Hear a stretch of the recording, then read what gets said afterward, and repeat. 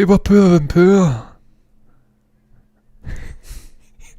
Hello and welcome to Wednesday's edition of Movie News here at MBA. We were poor and poor, but we can only go one way, and that's up, and that's rich. But anyway, thank you for joining us once again here on our YouTube channel, and of course on our Twitch stream as well. What's going on with the wall? And if you're listening on iTunes or SoundCloud, we're there as well as a podcast. Yes. I always forget to mention that, John. We'll upload the SoundCloud podcast a week later. As you can guess, I'm here with co-host John C. Walsh. My wall's looking a little bit straighter than yours. Yeah. There's something going on with those bricks, they're moving. Yep, it's that millennium bug. Yeah. We'll put it down to that or COVID. But anyway, John, we're going to move on with the show. Not a good start, but as you can guess from the thumbnail, I've not seen the thumbnail, but I guess thumbnail's not too bad. It's Ron Howard in the middle. Yeah, I guess not that. Bald with a hat.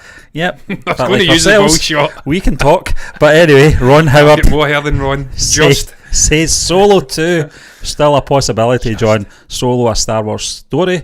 Director Ron Howard reveals that there is still a possibility that Disney and Lucasfilm will move forward with a sequel. After a couple of months ago he said it wouldn't, but Stephen, I'll get another article opened up and they've completely framed this from a completely different perspective. Okay. They're saying that it's not going to happen.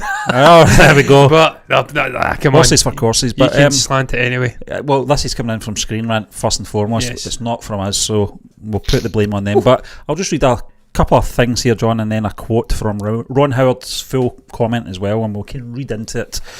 Solo 2 may not be a project that Lucasfilm is keen on tackling now, considering the tumultuous production and underwhelming box office. I am slurring my words already. Still, there is a genuine clamour to see a sequel. Howard admits there are no plans for a follow-up right now. During a lights camera barstool, I've never heard of this, via Star Wars Newsnet. I've seen his I've heard of them. Web seminar. The director concedes it's not in the works. However, the public's continued interest in the movie's character could ultimately lead them to coming back on the screen. Ron Howard's full comment is below. I'm going to read Ron Howard's comment. So, because that headline was a bit misleading, because he said there's nothing in the works. So let's hear what he's got to say anyway. This is a good one. No rumblings though, and this is not a spoiler or anything, but I think there is an interest in those characters. I think there's interest in the gangster world somewhere down the line, but I can assure you there is nothing being developed right now for a movie or Disney Plus. But one great thing is there has been a lot of affection shown for Solo, and so of course that keeps boding well for them to eventually turn it around. So bit of a fence-sitting statement there from Ronnie Boy, but John, I do agree with him that there is a lot of affection for Solo. I actually watched this, I think it was a couple of weeks ago. It was on Sky Movies, and I enjoyed it again. It's a good film. It's a decent Star Wars film. There's nothing really wrong with it. I think the things that went wrong with it was obviously all the sort of pre-production stuff and the timing of it as well. That release in May in the back of The Last Jedi was terrible, and this was all to accommodate Mary Poppins Returns, I'm pretty sure, instead of doing the Christmas traditional release for the Disney Star Wars films, that is. But what's your take on this, John? Because he's not really saying too much. He's saying there's nothing in the pipeline, but he can understand why it's got a lot of affection, and it's something that there's a potential there for the gangster world as well, somewhere down the line. So he's putting little droplets of information in there that there could be something maybe in the future, but he doesn't really want to commit, does he? No, he doesn't. And Stephen, who could blame him? Because Star Wars and Disney's sort of creative direction is not going to be balancing on the whims of Ron Howard. Ron Howard he was a stand-in for Lord Miller, so I don't think any creative decisions on the green lighting of a new Solo movie or a new Solo project in general, I don't think it's going to rely on Ron Howard. I don't think he has any real say in this. I'll go to myself, Stephen, to give you a break. There you go. So ultimately, I respect him for coming out and answering the question in this lights, camera, barstool thing. Yeah. But it doesn't really mean much, because if Bob Chapek, not Bob Iger, and Kathleen Kennedy, well, she still clings on to power like Theresa May. She does a really good impression of Theresa May from a couple of years ago when she clung on to that Prime Minister's job for dear life despite being an absolute robotic shambles, a mess. Oh, how I long for Theresa now, because Boris is even worse. He's an absolute buffoon. But look, we'll not speak about politics, not with what's going on just now, Stephen, not with what's going on over in the States. Tango Man's about to lose, and oh God, I hope he loses. But that's all I'm going to say about the US presidential election. It's got nothing to do with Solo or Star Wars. But while she clings on, if they decide that they want to do another Solo experience, a project, a TV show on Disney Plus or a movie, then they will do it.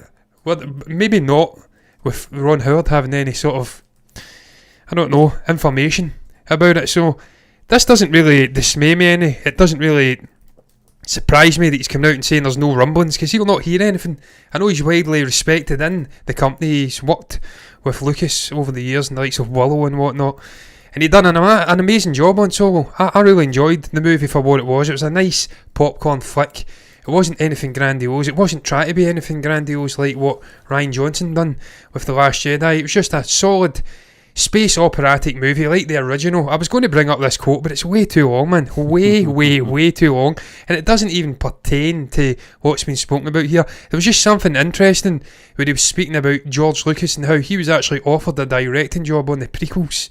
Yeah. Alongside Bob Zemeckis and Steven Spielberg. I wasn't aware of this. No, they knocked him back, and so did Ron Howard. They suggested that George should do it, and ultimately he did. And I'm kind of disappointed, Steven. I kind of understand why, because Howard would have been great, man. And I think that really have saved the prequel trilogy. Going off on a tangent, I know, but that could have saved it if we had the creative influences of 3 different directors. I don't think anyone had the confidence or the guts really to take on a Star Wars film, much anticipated Star Wars film. There was a lot of people knocked back The Force Awakens, as you recall, John, as well. Yeah, some big names in there. And no wonder, because they knew probably what was coming. Brad Bird was one of them, wasn't he? Brad Bird. Yeah. Stephen, who was the producer on the last 2 Star Wars original movies, who passed away a couple of years ago? Yeah, I thought you were going to ask me the one on the prequels, Rick McCallum. No, it's not him. No, he's a sycophant. Yeah. I want to make a complete stark contrast between that sycophant and Gary Kurtz. Gary Kurtz. Yeah. You needed a guy like that in the prequel trilogy. That would have saved it. A guy who would have told him, no, that ain't right. That's crap. The dialogue's shit. Don't have Anakin bouncing about in a big circle, sort of ball-shaped alien. That's absolutely pish. That's not Star Wars, George. You're doing what you done in the original one before the editors came in and saved it by cutting out all of the crap. I just wish, look, I'm going off on tangents, I know, but I wish that Zemeckis and Spielberg and Howard had come in and directed, and George could just have assumed his puppet master, overarching sort of vision, in charge of creative side of things, storyboarding and just the story in general, whilst they'd done the actual directing, because he ain't a great director. Was it American Graffiti? Was it probably the only decent one, and that sci-fi one he done prior to that? THX, they were not too bad, to be fair, and also the original Star Wars is incredible, but that aside, he's not been that great in directing. I've just rhymed off 3 really good movies, which is more than a lot of directors produce, but he ain't that great. But Stephen, look, I'm getting off in tangents, man. I would love to see Solo 2. I don't know if I'd love to see a Solo 2 movie.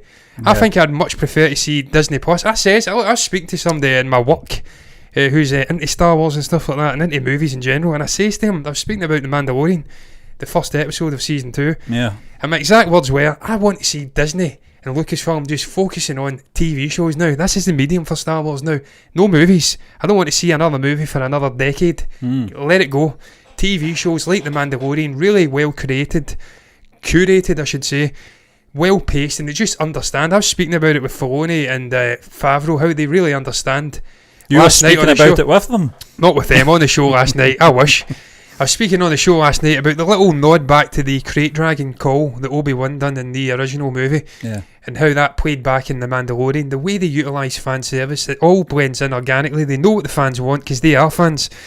You can only really do that in TV shows. I don't want to see them do movies again. It's funny you should say that, because it just dropped the other day on YouTube, a fan-made Obi-Wan Kenobi trailer.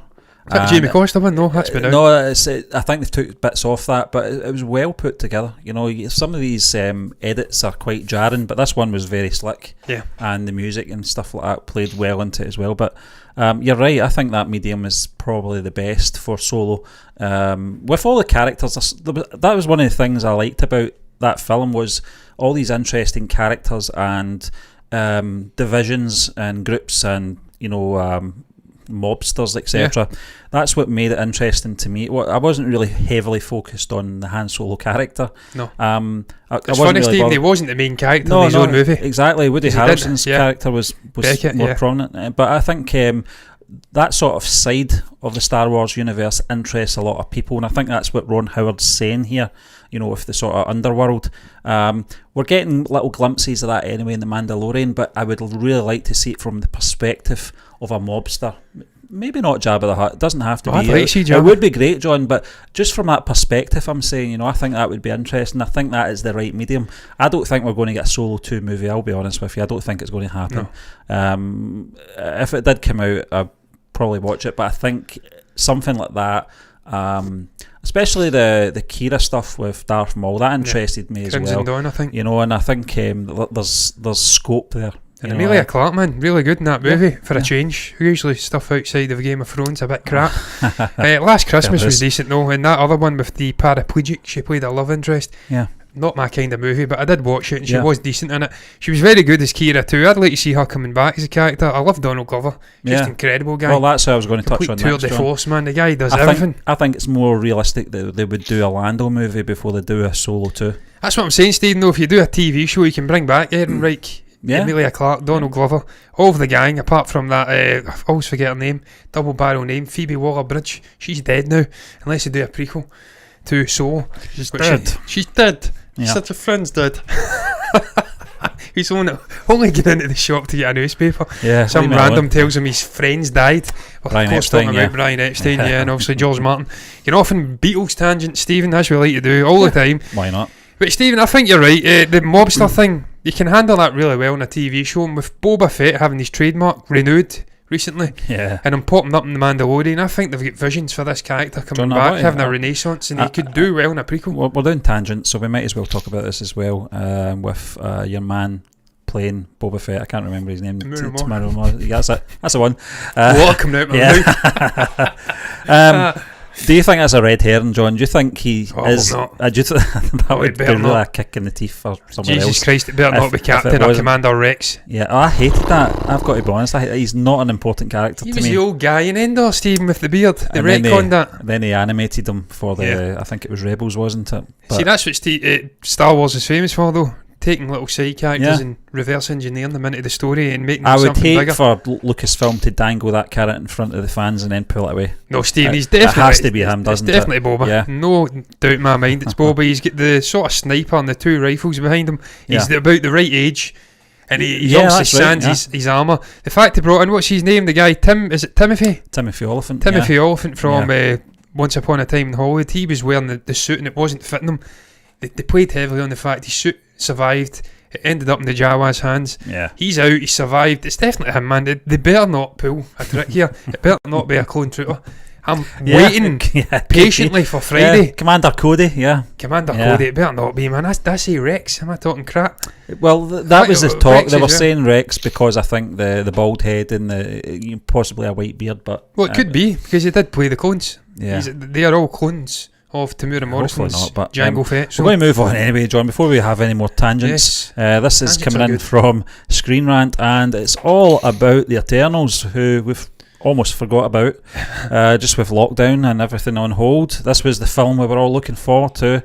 We were getting a lot of information, this time last year in this film. Very psyched about it.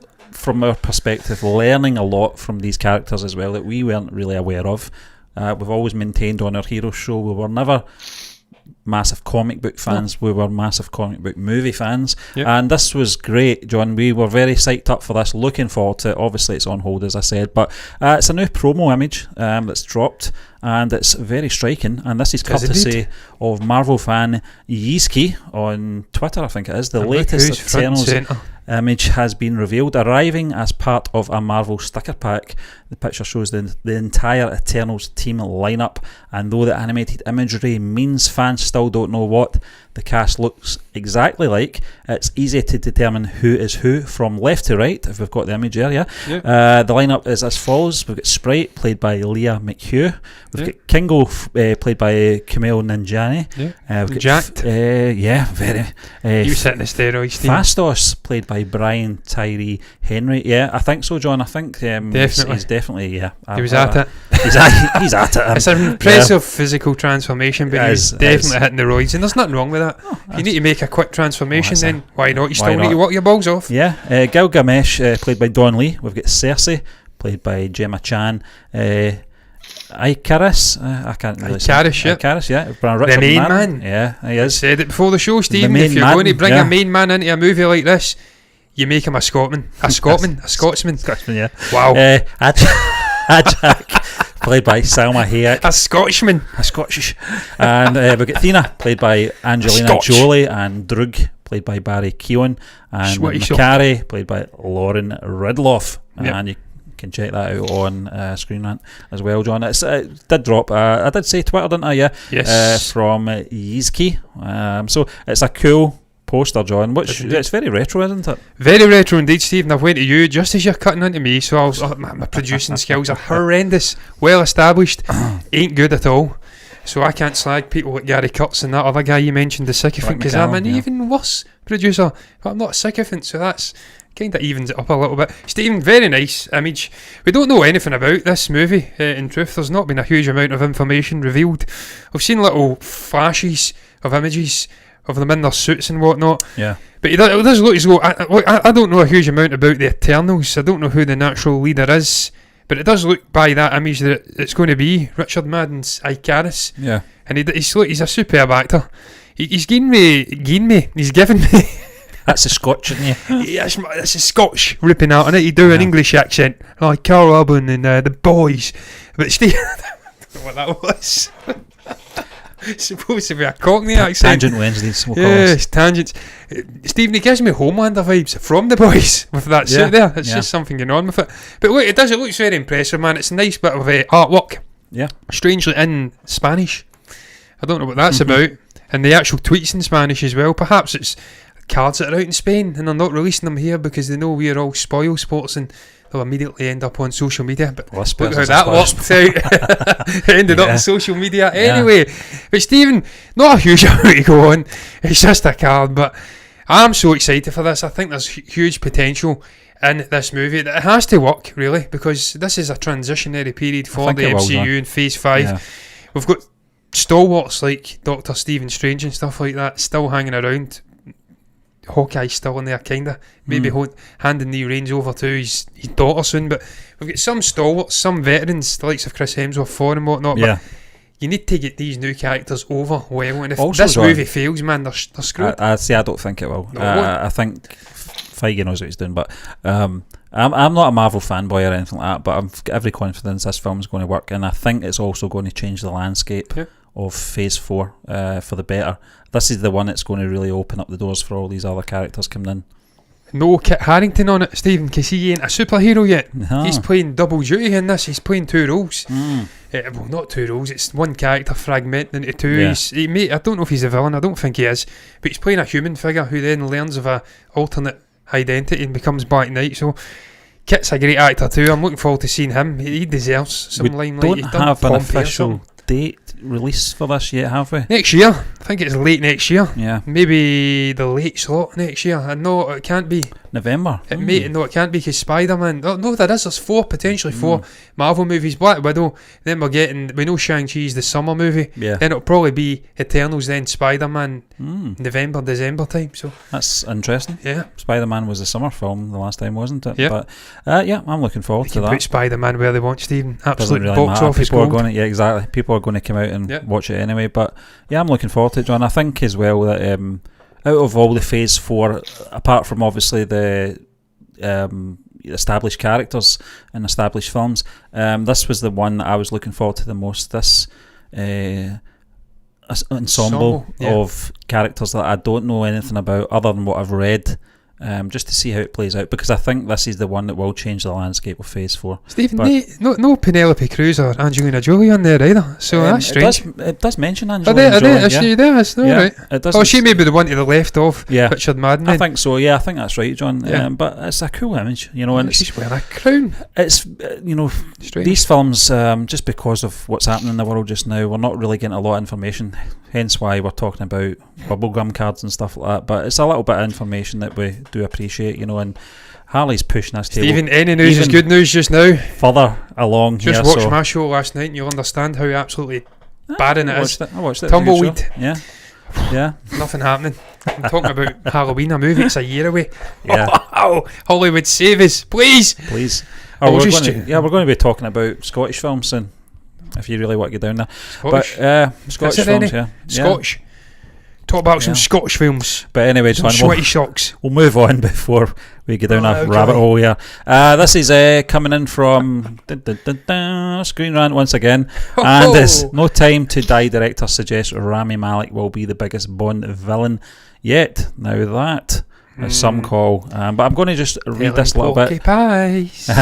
Well, you went through them before we came on air, John, and we'll probably talk about that as well. But recently, during a conversation with GQ magazine, now, I'll be very careful how I say his name here. Fukunaga, not the other word, reaffirmed his stance about Rami Malek's Safin being the biggest Bond villain ever. He said that Malek's stakes-shattering Bond villain Safin, that's a lot of s and sh in there, is perhaps more like a horror villain, I slur my words at this time of night, than a spy movie enemy, as per Fukunaga.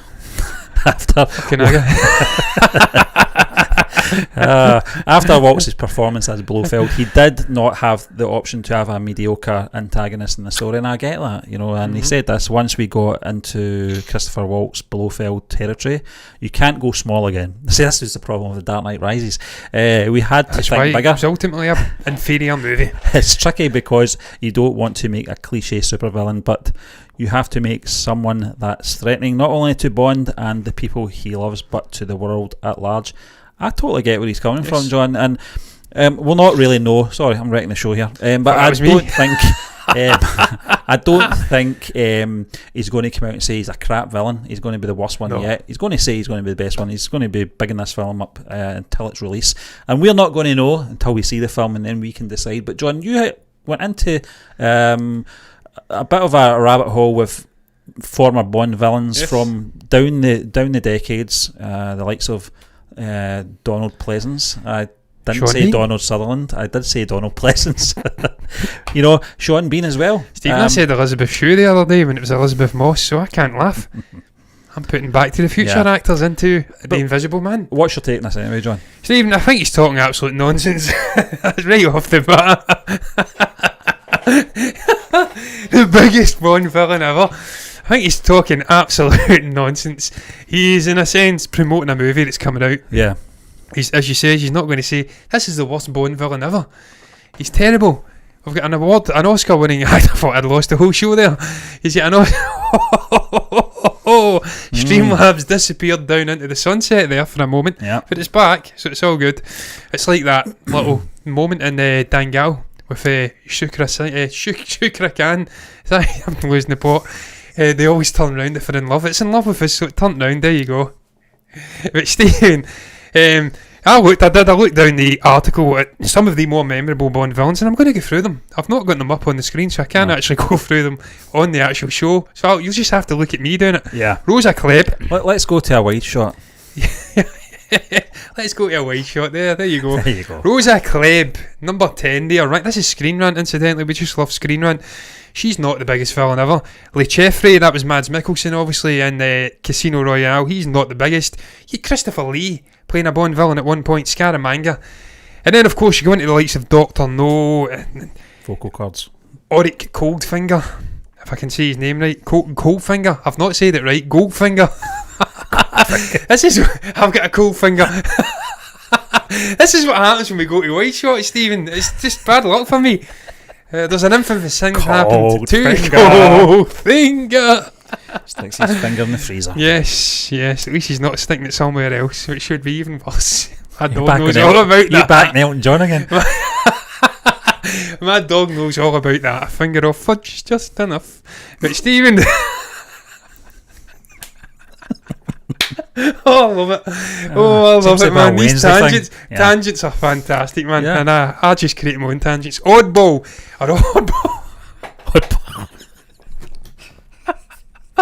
These are great Bond villains, actually. This could be Austin Powers 4. It really could be. Oddball and Coldfinger. Odd job. Stephen, he's one of the great ones, the sort of visual ones. He's the one that stands out in my mind. He throws a shoe. He throws a hat, of course. Jaws. Stephen, that was a big goon from Happy Gilmore. He Mr. Larson, wasn't one of the best Bond villains. There's no way he was number 4. What crack are these guys on? And of course we had Javier Bardem playing Silver.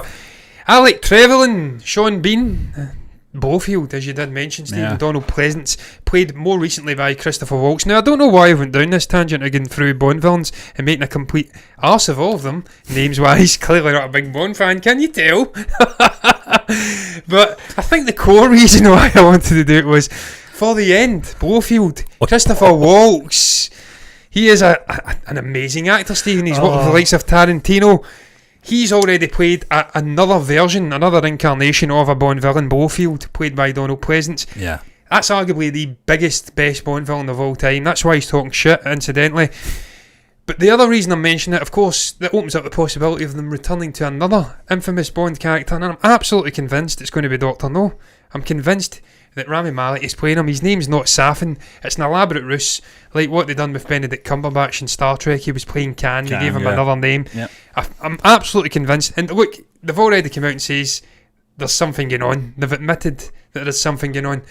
So he's going to be revealed to be Dr. No. He could potentially be the biggest Bond villain in this new franchise, this Daniel Craig era. Yeah. But I still think Blofield's up there, and when you've got Christopher Walsh, I mean, there's not many better actors out there than Christopher, so you get a hard time topping it. And John, I did make that comparison with the Dark Knight trilogy as well.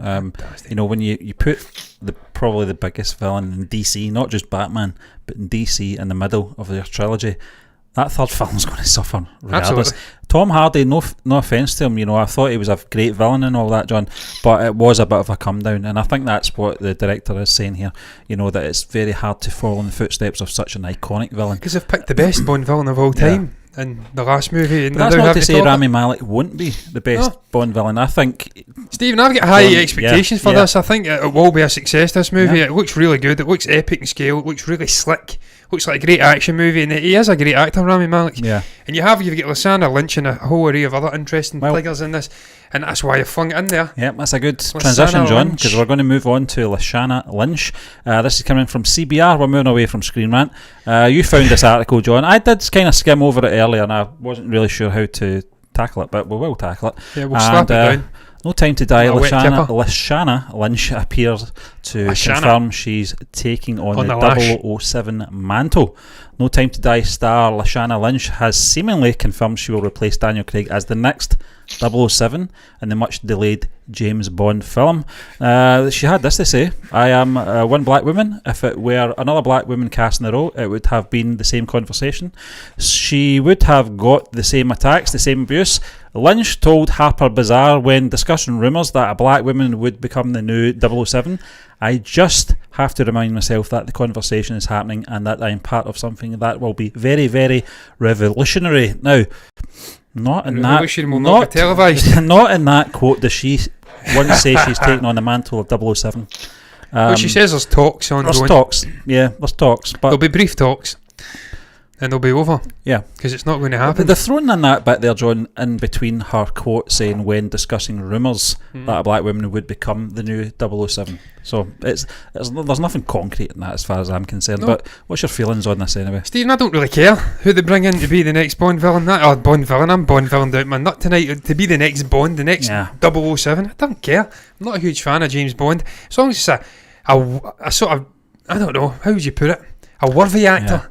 Then that's all I really care about. I've already says I wouldn't mind Luke Evans coming in and playing it, and we get the first gay James Bond, just to see all of those fans of James Bond ripping their hair out. Why Luke Evans? So just ripping their hair out. Yeah. So I don't give a shit. It wouldn't bother me in the least if Lashana Lynch is the next James Bond. Obviously she's not going to be James Bond, she'll be Janet Bond or something like that. But obviously she's not going to be James Bond, an incarnation, because she's already in this movie. Yeah. So she can't be. She's just going to take on the 007 code. The code. What do you call that? It's a calling card. Signage, yeah. So it doesn't bother me, but it's not going to happen because Barbara Broccoli's already... I'm having a mare with names tonight, ain't I? Unbelievable. Barbara Broccoli. It's a terrible name anyway. It's horrendous to say. She's already come out and says that there isn't going to be a female James Bond, that he is always going to be male. but he can take on various forms in that male gender. I'm having an absolute mare. My brain's starting to shut down, and I've got weights to do later. Really, pray for me, man. Yeah. Pray. I've got the dog to take out, and I've got weights to do. Pray for me, because it's going to be a hard end to the night. Gender. It can be black, it can be Hispanic, it can be any creed, colour. It doesn't matter, but it has to be male. So that sort of rules out Lashanna Lynch. It doesn't rule her out having another role in the Bond franchise moving forward, and that would be revolutionary, having a sidekick. So, but again, are the Bond fans going to put up with that? I don't know. But the character itself could be interesting, John. Interesting enough to have a spin-off into another part of the franchise. But I don't know. I'm like you, John. I'm not really too fussed either way who it is.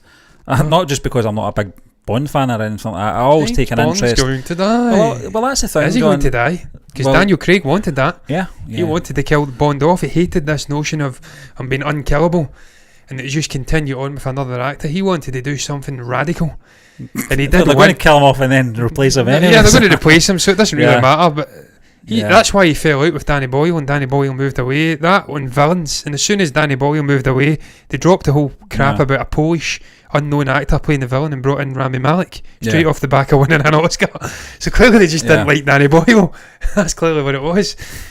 I don't know why. I don't know, because he's a cool guy, and he'd John, done yesterday. So it's one of those things, though. It's almost like when they're going to announce a new Doctor Who. There's always this. I'm not a big Doctor Who fan. I used to be when I was younger, but I always take an interest in seeing how it's going to be. I think it's always an event when they announce who it's going to be or who's up for the role as well. Henry Cavill was up for this role back in 2004, I think, and lost out to Daniel Craig. It'll be very interesting to see if he steps back into that or not, but that could be at the expense of one of our other favourite Henry Cavill characters. Yeah, and I don't want that. I've told you, Stephen, I started the show really. Well, I didn't start it. We've done it with the Eternals. You need to get the main man in, you pick a Scotsman, not a Scotman. Like I said, a Scotchman. A Scotsman. So Sam Heughan or Richard Madden is my shout. Yeah. Sam Heughan's tall, but I don't think he's a better actor than Richard Madden, and they both wear suits very well and they're both great actors, so my preference is Richard Madden. But I'll take Sam Heughan. Stephen, I think this is the rant I'm going to go off before we end the show. Yeah. It's even more imperative now that we bring in a Scotsman after the passing of Sean Connery. Yeah. The greatest James Bond of all time, a Scotsman. We've not had one since then. It's been about 30 years since we've had a Scotsman portray the character. Yeah. Get all this nonsense about Tom Hardy out your head. Get Sam Heughan or Richard Madden in there playing James Bond. Get them doing Sean Connery's accent. There you go. I don't know what I'm doing here. I'm bringing up different. What is going on here, man? What? There we go. Hey! That sums the show up tonight, guys. This is what you're getting. Oddball. This is what you're getting. Cold finger. Oddball. Scotman. Blowhard. Jean there. It's not been a good night for me. I've been okay in sports, but I've had some absolute mess. But that's life. There was a when word you do I live couldn't shows. pronounce at the very start of the show, which you helped me out with, John. Yeah, tumultuous. Yes, that was on. That's just because of my fancy pants, Stephen. I like to say big fancy words to make myself look smart. Bit like Alex Salmon back in the day. But look, I guess I'm not getting into that politic or that figure, because he's a bit of a dirty name at the moment. He's went all Jimmy Savile. But look, allegedly. But Stephen, let's round up the show, shall we? What is your thoughts on the subject she touched upon? Do you think that Ron Howard's going to be aware of any potential projects looming in the horizon for Solo? But maybe a TV show, Solo 2 is a movie. What's your thoughts on the prospect of a Solo project, movie, TV show, anything in between? Is that something you want to see? You think there's potential there? What do you make about Eternals? Is it something you're excited about? What do you make about that promo image?